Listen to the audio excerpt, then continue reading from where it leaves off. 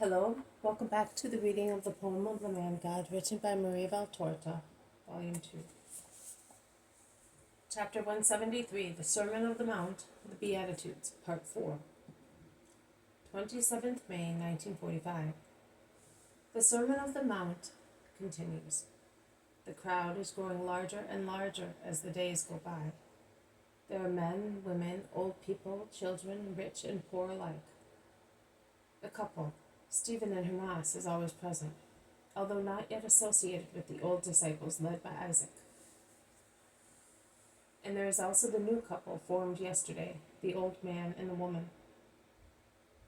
They are in the very front, near their comforter, and they look much more cheerful than yesterday.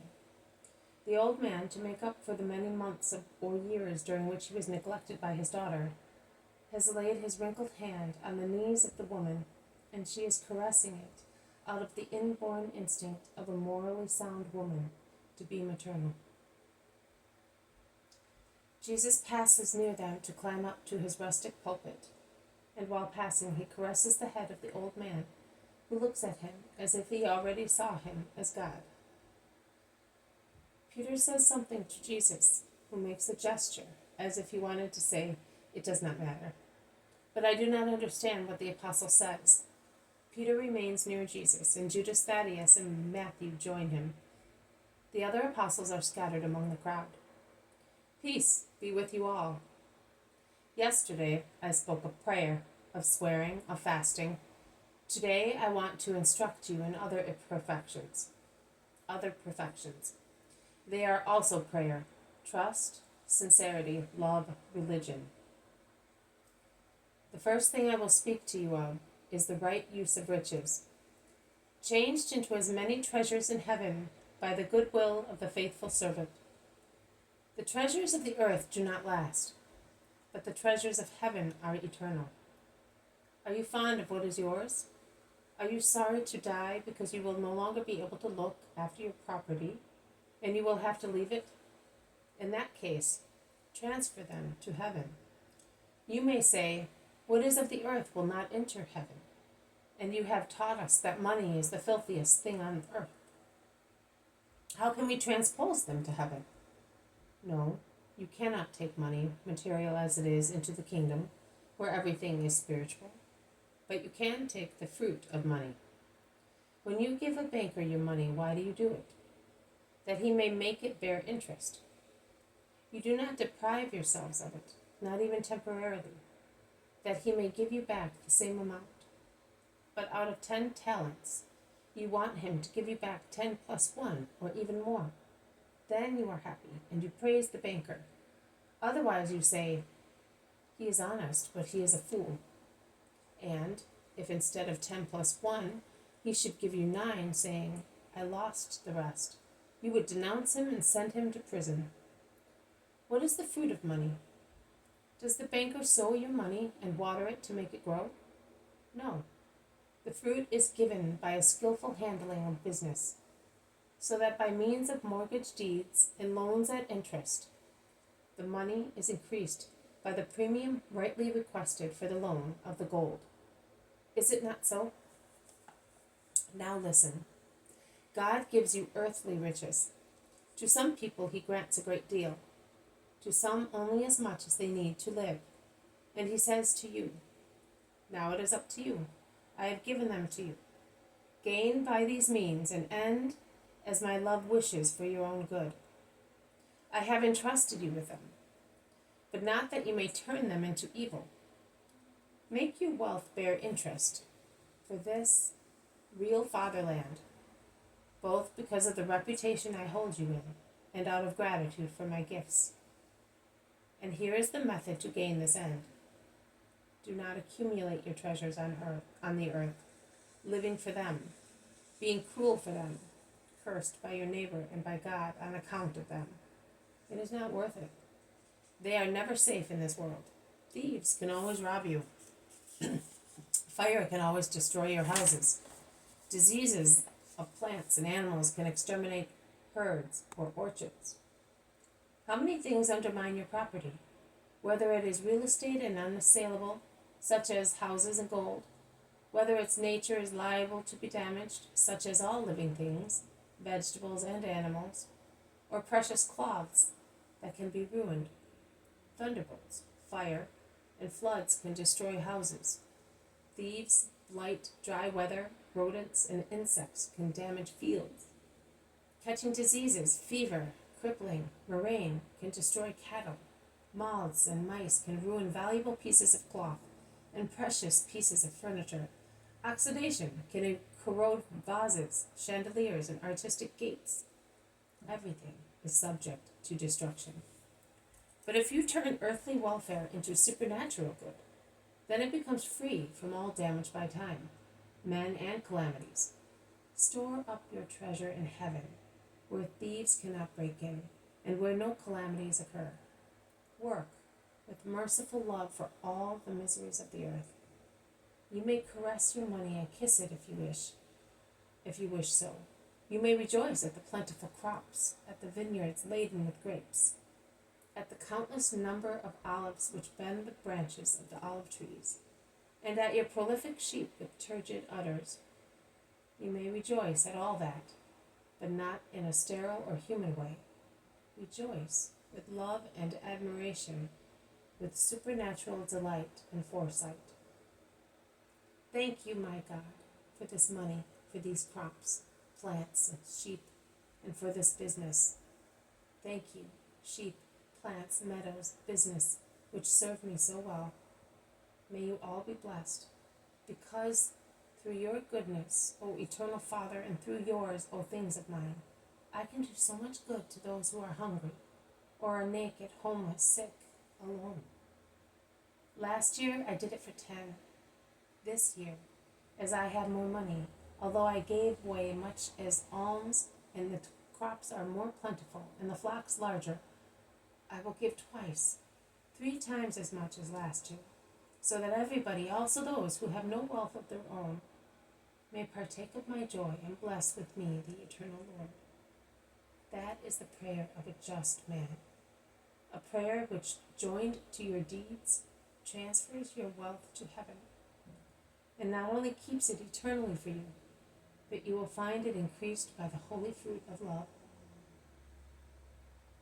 Store your treasures in heaven, so that your heart may also be there, above and beyond the risk that not only your gold, your houses, fields, and herds may suffer damage, but that your very heart may be attacked and robbed, corroded, burnt, and killed by the spirit of the world. If you do that, you will have your treasures in your heart, because you will have God within you, until the blessed day when you will be in Him. But in order not to diminish the fruit of charity, take care to be charitable in a supernatural spirit. What I said in regard to prayer and to fasting applies also to charity and to any other good action you may do. Keep the good you may do free from the violating sensation of the world. Keep it immune from human praise. Do not profane the scented rose of your charity and of your good deeds, as it is a true censer of perfumes agreeable to the Lord. Good is profaned by a proud spirit, by the desire to be noted when doing good, and by the quest for praise. The rose of charity is then dribbled and eaten away by the big slimy snails of satisfied pride, and the censer is filled with the fetid straw of the litter, on which the proud man basks like a well-fed animal. Oh, those deeds of charity, accomplished to be pointed out by people. It would be better, much better, if they had not been performed at all. Who does not do them commits a sin of harshness. Who does, letting people know of both the amount given and the name of the person to whom it was given, and begging for praise, commits a sin of pride by making the offer known.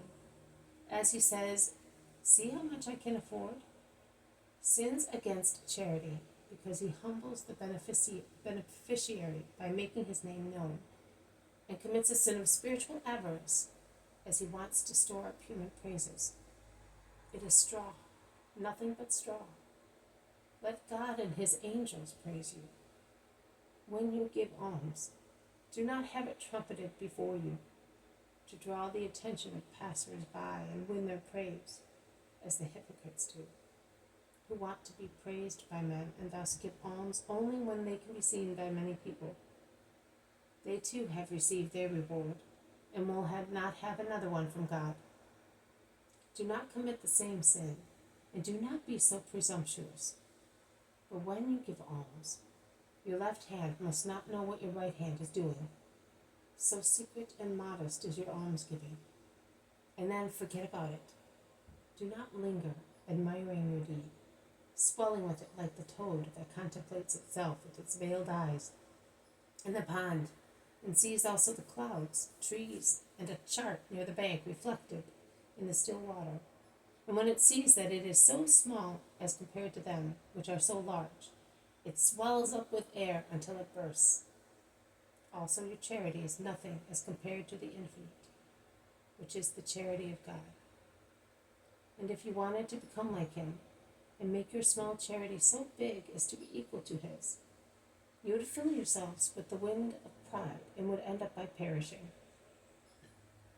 Forget about it. Forget about the action itself.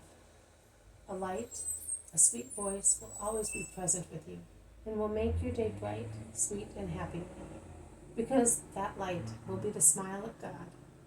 The honey will be the spiritual peace, which still comes from God. And the voice will be the voice of God, the Father, who will say to you, thank you. He sees the hidden evil and the concealed good, and will give you a reward for them. Master, you give the lie to your own words. The sudden resentful remark comes from the center of the crowd. Excuse me. They all turn round in the direction of the voice. There is some confusion. Peter says, I told you, when there is one of those over there, everything goes wrong. Many people in the crowd hiss and grumble against the reviler. Jesus is the only one who remains calm. He has folded his arms and is standing, tall as he is on his rock, with the sun in front of him in his dark blue tunic. The reviler, heedless of the reaction of the crowd, goes on, You are a bad master, because you teach what you do not do, and be quiet, go away, shame, shout the crowd. And again, go back to your scribes. The master is quite enough for us. Let the hypocrites go with the hypocrites. You false masters, usurers. And they continue, but Jesus thunders out, Silence! Let him speak. And the crowds no longer shout, but they whisper their insults, glaring at him at the same time. Yes, you teach what you do not do. You told us that we should give alms without being seen. And yesterday, in the presence of a whole crowd, you said to two poor people, Stay, and I will appease your hunger. I said, Let the two poor people stay here. They will be the blessed guests who will give flavor to our bread, nothing else. I did not say I wanted to satisfy their hunger. Which poor man has not at least some bread? It was my joy to extend to them our good friendship. Of course, you are cunning and you can play the lamb. The old man stands up, turns round, and raising his walking stick he shouts, Infernal tongue, who are accusing the Holy One, do you think that you know everything, and that you can accuse him of what you know? As you do not know who God is, and who he is, whom you are insulting, so you do not know his deeds. Only the angels and my overjoyed heart know. Listen, men, listen everybody, and see whether Jesus is the liar and the proud man that this traitor to the temple is saying. Be quiet, Ishmael. Be quiet for my sake. If I made you happy, please make me happy by being silent. Jesus begs him. I obey you, Holy Son. But let me say only this. The blessing of an old faithful Israelite is on him who assisted me in the name of God. And God put that blessing on my lips for me and for Sarah, my new daughter. But there will be no blessing on your head. I will not curse you. I will not foul with a curse my mouth, which must say to God, receive me. I did not do it to her who disowned me, and I have already received a divine reward for it. But there is one who will take the place of the innocent, who, innocent, you are accusing, and of Ishmael, the friend of God, who assists him. A chorus of shouts closes the speech of the old man, who sits down again, while a man sneaks away, followed by insults.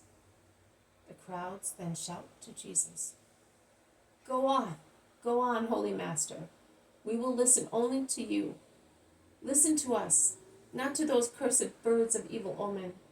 They are jealous, because we love you more than we love them. But you are holy. They are wicked. Go on, speak to us. You can see that we have no other wish but to hear you.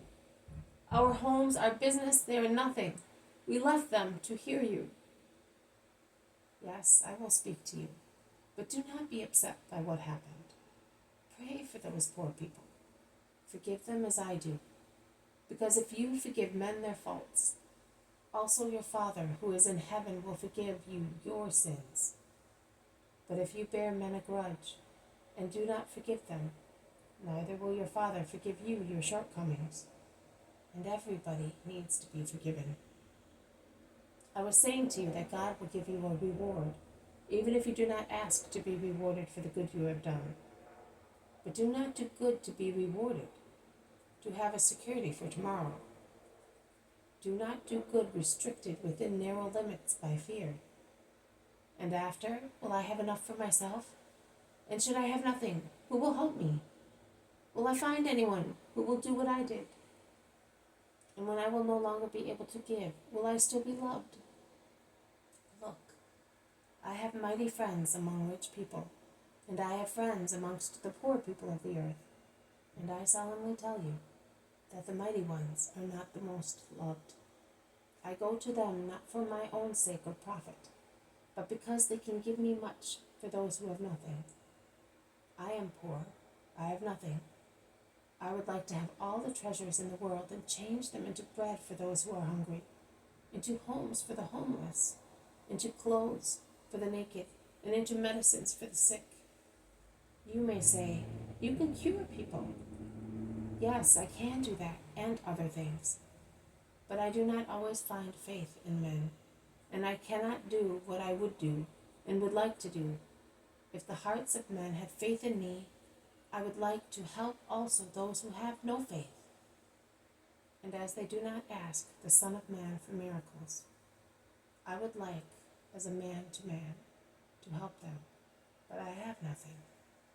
That is why I stretch out my hand to those who are rich, and I ask them, give me some alms in the name of God. That is why I have high-placed friendships. Tomorrow, when I am no longer on the earth, there will still be poor people.